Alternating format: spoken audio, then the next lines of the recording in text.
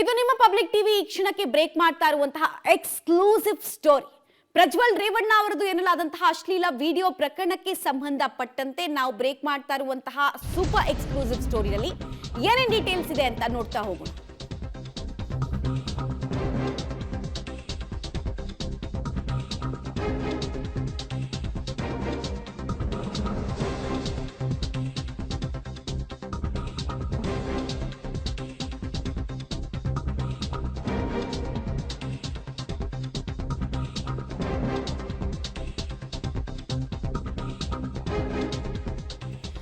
ರಾಜಕಾರಣದಲ್ಲಿ ಈಗಾಗಲೇ ಬಿರುಗಾಳಿಯನ್ನ ಎಬ್ಬಿಸಿದೆ Prajwal pen drive ಪುರಾಣ.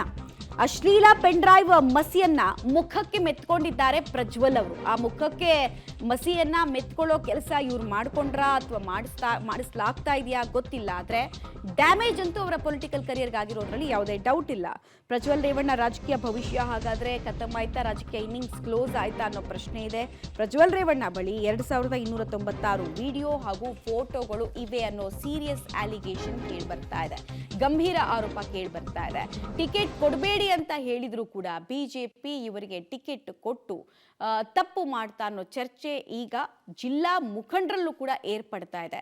ಹಾಗಾದ್ರೆ ಯಾರು ಟಿಕೆಟ್ ಅನ್ನ ಕೊಡಬೇಡಿ ಅವರಿಗೆ ಅಂತ ಹೇಳಿ ವಿಸಿಲ್ ಬ್ಲೋ ಮಾಡೋ ಕೆಲಸವನ್ನು ಮಾಡಿದ್ರು, ಅಂದ್ರೆ ಮುಂಚೆನೆ ಬಿಜೆಪಿಗರ ಗಮನಕ್ಕೆ ತರೋ ಕೆಲಸವನ್ನ ಮಾಡಿದ್ರು.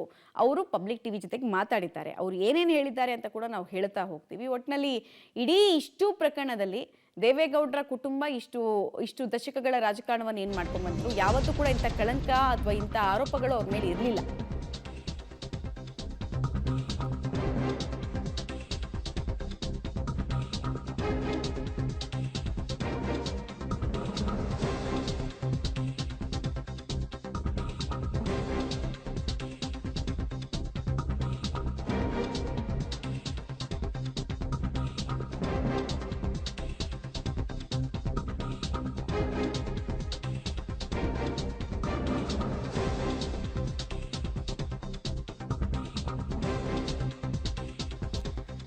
ಇದು ನಿಮ್ಮ ಪಬ್ಲಿಕ್ ಟಿವಿ ಬ್ರೇಕ್ ಮಾಡ್ತಾ ಇರುವಂತಹ ಬಿಗ್ ಎಕ್ಸ್ಕ್ಲೂಸಿವ್ ಸ್ಟೋರಿ. ಈ ಬಾರಿ ಪ್ರಜ್ವಲ್ ರೇವಣ್ಣಗೆ ಟಿಕೆಟ್ ಮಿಸ್ ಆಗ್ತಾ ಇತ್ತಾ? ಹಾಗಾದ್ರೆ ಪ್ರಜ್ವಲ್ ಬಿಟ್ಟು ಬೇರೆಯವರಿಗೆ ಟಿಕೆಟ್ ಅನ್ನ ಕೊಡಬೇಕು ಅಂತ ಹೇಳಿ ಮನಸ್ಸು ಮಾಡಲಾಗಿತ್ತಾ? ಪೆನ್ ಡ್ರೈವ್ ನಿಂದ ಪ್ರಜ್ವಲ್ ರಾಜಕೀಯ ಭವಿಷ್ಯಕ್ಕೆ ಕರಿನೆರಳಂತೂ ಉಂಟಾಗಿರೋದ್ರಲ್ಲಿ ಯಾವುದೇ ಡೌಟ್ ಇಲ್ಲ. ಬಿಜೆಪಿ ಮುಖಂಡ ವಕೀಲ ದೇವರಾಜೇಗೌಡ ಸ್ಫೋಟಕ ಟ್ವಿಸ್ಟ್ ಅನ್ನ ಇಡೀ ಪ್ರಕರಣ ಕೊಡ್ತಾ ಇದ್ದಾರೆ. ಪ್ರಜ್ವಲ್ಗೆ ಟಿಕೆಟ್ ಕೊಡಬೇಡಿ ಅಂತ ಮೊದಲೇ ಹೇಳಿದೆ, ಪ್ರಜ್ವಲ್ ರೇವಣ್ಣಗೆ ಟಿಕೆಟ್ ನೀಡಬೇಡಿ ಅಂತ ಪತ್ರ ಕೂಡ ಬರೆದಿದೆ. ಅವರಿಂದ ಹೆಣ್ಣು ಮಕ್ಕಳ ಶೋಷಣೆ ಆಗಿದೆ, ಅದನ್ನು ನೋಡಿದ್ದೀನಿ, ಮುಂದೊಂದಿನ ಮುಜುಗರಕ್ಕೆ ಸಿಲುಕ್ತೇವೆ ಅಂತೆಲ್ಲ ಹೇಳಿದ್ದೆ. ನಮ್ಮ ನಾಯಕರು ಅದನ್ನು ಆಗ ಸೀರಿಯಸ್ ಆಗಿ ತೆಗೆದುಕೊಳ್ಳಿಲ್ಲ. SIT ಅಲ್ಲ CBIನಿಂದ ಪ್ರಕರಣದ ತನಿಖೆ ಆಗಬೇಕು ಅಂತ ಬಿಜೆಪಿ ಮುಖಂಡ ವಕೀಲ ದೇವರಾಜೇಗೌಡರು ಪಬ್ಲಿಕ್ ಟಿವಿ ಜೊತೆಗೆ ಮಾತಾಡ್ತಾ ಆಗ್ರಹಿಸಿದ್ದಾರೆ. ಈ ಥರ ಕೆಲವು ವಿಡಿಯೋಗಳಿದಾವೆ ನಾವಲ್ಲಿ. ಆ ವಿಡಿಯೋದಲ್ಲಿ ಕೆಲವು ಹೆಣ್ಣು ಮಕ್ಕಳೆಲ್ಲ ಅಶ್ಲೀಲ ವಿಡಿಯೋಗಳಿದಾವೆ ಅಲ್ಲಿ. ಅದ್ರ ಜೊತೆ ಈತನೇ ಲೈಂಗಿಕ ತೊಡಗಿರೋಂಥ ವಿಡಿಯೋಗಳಿದಾವೆ ಅಲ್ಲಿ. ಸೊ ಇದರಿಂದ ನಮಗೆ ನಮ್ಮ ಪಕ್ಷಕ್ಕೆ ಮುಜುಗರ ಆಗ್ತದಲ್ಲಿ. ನಾವು ಸನಾತನ ಧರ್ಮದಿಂದ ಬಂದಿರೋಂಥವ್ರು, ಹೆಣ್ಣು ಕುಲವನ್ನು ಸ್ತ್ರೀ ಕುಲವನ್ನು ಭಾಳ ಗೌರವಿಸುವಂಥ ಪಕ್ಷ ನಾವಲ್ಲಿ. ನಾವು ಇಂಥವ್ರಿಗೆ ಟಿಕೆಟ್ ಕೊಡೋದಕ್ಕೆ ನಾವೇನಾರ ಮಾಡ್ತು ಅಂತ ನಮ್ಮ ಪಕ್ಷ ಮೇಲೆ ಮುಜುಗರ ಬರ್ಬೋದು ಅಂತೇಳಿ ಅದನ್ನೆಲ್ಲ ಉಲ್ಲೇಖ ಮಾಡಿ ಬರೆದಿದ್ದೆ ನಾನು. ಪೆನ್ ಡ್ರೈವ್ ಈ ಥರ ಅವ್ರ ಕಾರ್ ಚಾಲಕನ ಹತ್ರ ಇದೆ ಅಲ್ಲಿ. ನಿಮ್ಗೇನೋ ಅವಶ್ಯಕತೆ ಬಿದ್ದರೆ ಬೇಕಾದ್ರೆ ನಾನು ತಾಬಂದು ಕೊಡ್ತೀನಿ ಅಂತ ಹೇಳಿದ್ದೇನೆ ಅಲ್ಲಿ. ಮೊದಲು ಈ ವಿಡಿಯೋ ಅಶ್ಲೀಲ ವಿಡಿಯೋನ ಯಾರು ಬಿಡುಗಡೆ ಮಾಡಿದ್ರು, ಹಂಚಿದ್ರು, ಅದು ಮೊದಲು ತನಿಖೆ ಆಗಬೇಕಿದ್ದು. ನಾನು ಆ ಥರ ಬಿಡೋದಾಗಿದ್ರೆ ಮೊದಲೇ ಬಿಟ್ಬಿಡಿ. ನಾನಲ್ಲಿ ನೀವು ಅಲ್ಲಿ ಗಂಟೆ ಹೋಗೋದು ಬೇಡಿ. ನೀವಲ್ಲಿ ನಮ್ಮ ಎಲೆಕ್ಷನ್ ಪಿಟಿಷನ್ ನಡೀತೈತಲ್ಲ, ಅಲ್ಲಿ ಇವನ ಬಗ್ಗೆ ಎಲಿಗೇಷನ್ ಮಾಡಬೇಕಂತ ನಾವು ಈ ಥರ ಪೆನ್ ಡ್ರೈವ್ ಅಶ್ಲೀಲವಾಗಿ ನಡ್ಕೊಂಡಿದ್ದೀವಿ ಅಂತ ನಾವು ಎಲ್ಲ ಕೋರ್ಟ್ಗೆ ಹೇಳ್ಬೋಯ್ತಲ್ಲ ನಾವಲ್ಲಿ. ಪ್ರಜ್ವಲ್ ರೇವಣ್ಣ ಎವಿಡೆನ್ಸ್ ಹಿಡಿಬೇಕಾದ್ರೆ ನಾವು ಕೋರ್ಟ್ಗೆ ಹೇಳ್ಬೋಯ್ತಲ್ಲ ನಾವಲ್ಲಿ. ಹಾಗೆ ಹೇಳಿಲ್ಲ.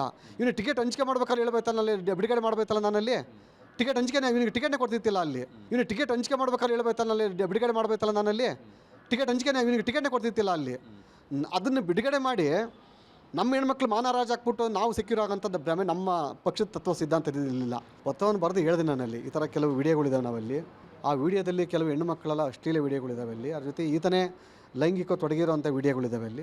ಸೊ ಇದರಿಂದ ನಮಗೆ ನಮ್ಮ ಪಕ್ಷಕ್ಕೆ ಮುಜುಗರ ಆಗ್ತದಲ್ಲಿ. ನಾವು ಸನಾತನ ಧರ್ಮದಿಂದ ಬಂದಿರೋಂಥವ್ರು, ಹೆಣ್ಣು ಕುಲವನ್ನು ಸ್ತ್ರೀ ಕುಲವನ್ನು ಭಾಳ ಗೌರವಿಸುವಂಥ ಪಕ್ಷ ನಾವಲ್ಲಿ. ನಾವು ಇಂಥವ್ರಿಗೆ ಟಿಕೆಟ್ ಕೊಡೋದಕ್ಕೆ ನಾವೇನಾರ ಮಾಡ್ತು ಅಂತ ನಮ್ಮ ಪಕ್ಷ ಮೇಲೆ ಮುಜುಗರ ಬರ್ಬೋದು ಅಂತೇಳಿ ಅದನ್ನೆಲ್ಲ ಉಲ್ಲೇಖ ಮಾಡಿ ಬರೆದಿದ್ದೆ ನಾನು.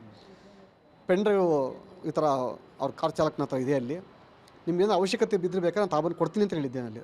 ಮೊದಲು ಈ ವಿಡಿಯೋ ಅಶ್ಲೀಲ ವಿಡಿಯೋನ ಯಾರು ಬಿಡುಗಡೆ ಮಾಡಿದ್ರು, ಹಂಚಿದ್ರು, ಅದು ಮೊದಲು ತನಿಖೆ ಆಗಬೇಕಿದ್ದು. ನಾನು ಆ ಥರ ಬಿಡೋದಾಗಿದ್ರೆ ಮೊದಲೇ ಬಿಟ್ಬಿಡಿ. ನಾನಲ್ಲಿ ನೀವು ಅಲ್ಲಿ ಗಂಟೆ ಹೋಗೋದು ಬೇಡಿ. ನೀವಲ್ಲಿ ನಮ್ಮ ಎಲೆಕ್ಷನ್ ಪಿಟಿಷನ್ ನಡೀತೈತಲ್ಲ, ಅಲ್ಲಿ ಇವನ ಬಗ್ಗೆ ಎಲಿಗೇಷನ್ ಮಾಡಬೇಕಂತ ನಾವು ಈ ಥರ ಪೆನ್ ಡ್ರೈವ್ ಅಶ್ಲೀಲವಾಗಿ ನಡ್ಕೊಂಡಿದ್ದೀವಿ ಅಂತ ನಾವು ಎಲ್ಲ ಕೋರ್ಟ್ಗೆ ಹೇಳ್ಬೋಯ್ತಲ್ಲ ನಾವಲ್ಲಿ. ಪ್ರಜ್ವಲ್ ರೇವಣ್ಣ ಎವಿಡೆನ್ಸ್ ಹಿಡಿಬೇಕಾದ್ರೆ ನಾವು ಕೋರ್ಟ್ಗೆ ಹೇಳ್ಬೇಕಲ್ವ ನಮ್ಮಲ್ಲಿ, ಹಾಗೆ ಹೇಳಿಲ್ಲ. ಇವನು ಟಿಕೆಟ್ ಹಂಚಿಕೆ ಮಾಡ್ಬೇಕಾದ್ರೆ ಹೇಳ್ಬೇಕಲ್ಲ, ಬಿಡುಗಡೆ ಮಾಡಬೇಕಲ್ಲ ನಾನಲ್ಲಿ ಟಿಕೆಟ್ ಹಂಚಿಕೆ, ಇವನಿಗೆ ಟಿಕೆಟ್ನೇ ಕೊಡ್ತಿತ್ತಿಲ್ಲ ಅಲ್ಲಿ. ಇವನು ಟಿಕೆಟ್ ಹಂಚಿಕೆ ಮಾಡ್ಬೇಕಾದ್ರೆ ಹೇಳ್ಬೇಕಲ್ಲ, ಬಿಡುಗಡೆ ಮಾಡಬೇಕಲ್ಲ ನಾನಲ್ಲಿ ಟಿಕೆಟ್ ಹಂಚಿಕೆ, ಇವನಿಗೆ ಟಿಕೆಟ್ನೇ ಕೊಡ್ತಿತ್ತಿಲ್ಲ ಅಲ್ಲಿ. ಅದನ್ನು ಬಿಡುಗಡೆ ಮಾಡಿ ನಮ್ಮ ಹೆಣ್ಮಕ್ಳು ಮಾನರಾಜ್ ಹಾಕ್ಬಿಟ್ಟು ನಾವು ಸೆಕ್ಯೂರ್ ಆಗೋಂಥದ್ದು ಭ್ರಮೆ ನಮ್ಮ ಪಕ್ಷದ ತತ್ವ ಸಿದ್ಧಾಂತ ಇರಲಿಲ್ಲ.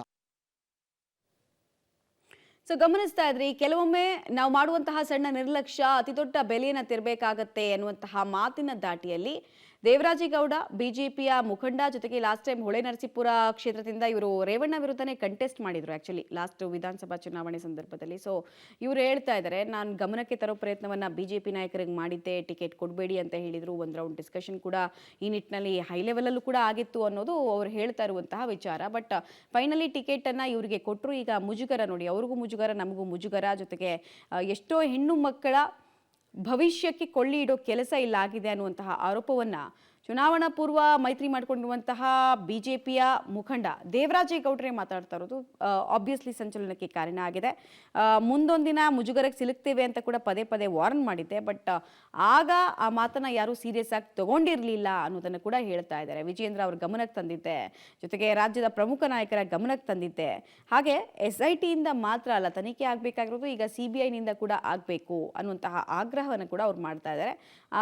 ಒಂದೊಂದು ಬಹಳ ಸ್ಪಷ್ಟ, ಎಕ್ಸ್ಪ್ಲಾಯ್ಟೇಷನ್ ವಿಚಾರದಲ್ಲಿ ಬಿಜೆಪಿ ಅಂತರವನ್ನ ಕಾಯ್ದುಕೊಳ್ತಾ ಇದೆ, ಯಾರು ಸಮರ್ಥಿಸ್ಕೊಳ್ತಾ ಇಲ್ಲ, ಬದಲಾಗಿ ಯಾರು ತಪ್ಪು ಮಾಡಿದ್ದಾರೆ ಅವ್ರಿಗೆ ಶಿಕ್ಷೆ ಆಗಲಿ ಅಂತಾನೆ ಹೇಳೋದನ್ನ ಆ ಸ್ಟ್ಯಾಂಡ್ ಮುಂದುವರಿಸ್ತಾ ಇದ್ರು. ಇದೆಲ್ಲದರ ಬೆನ್ನಲ್ಲೇ ದೇವರಾಜೇಗೌಡರ ನಿನ್ನೆಯಿಂದ ಕೂಡ ಅವರು ಹಲವು ಸಂದರ್ಭದಲ್ಲಿ ಕೊಟ್ಟಂತಹ ಹೇಳಿಕೆಗಳು ಪ್ರಜ್ವಲ್ ರೇವಣ್ಣ ಕಡೆಗೆ ಮತ್ತಷ್ಟು ಅನುಮಾನಗಳು ಹೆಚ್ಚಾಗುವಂತೆ ಮಾಡಿದೆ. ಮುಜುಗರದ ಬಗ್ಗೆ ಮುನ್ಸೂಚನೆಯನ್ನ ಕೊಟ್ಟಿದ್ದೆ ಅನ್ನೋದನ್ನ ಕೂಡ ಅವ್ರು ತಿಳಿಸ್ತಾ ಇದ್ರು. ಡಿಸಾಸ್ಟರ್ ಆಗುತ್ತೆ ಅವ್ರಿಗೆ ಟಿಕೆಟ್ ಕೊಟ್ರೆ, ನೆಕ್ಸ್ಟು ಇದು ಯಾವಾಗ ಬೇಕಾದ್ರೂ ಆಚೆ ಬರುತ್ತೆ ಅನ್ನೋ ಭಯ ಹಾಸನ ಮುಖಂಡರನ್ನ ಕಾಡ್ತಾ ಇತ್ತು ಅನ್ನೋದು ಕೂಡ ಸ್ಪಷ್ಟ.